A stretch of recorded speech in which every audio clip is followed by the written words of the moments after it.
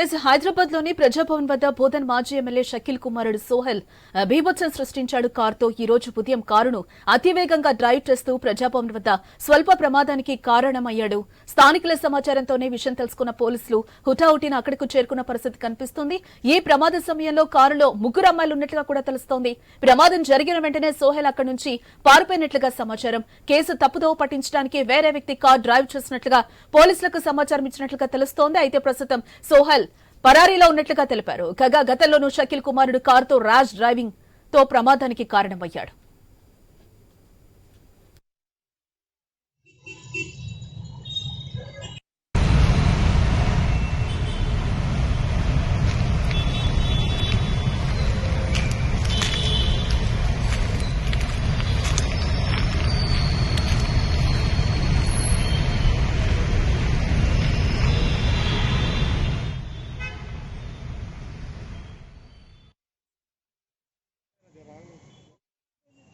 వినిపిస్తుందా?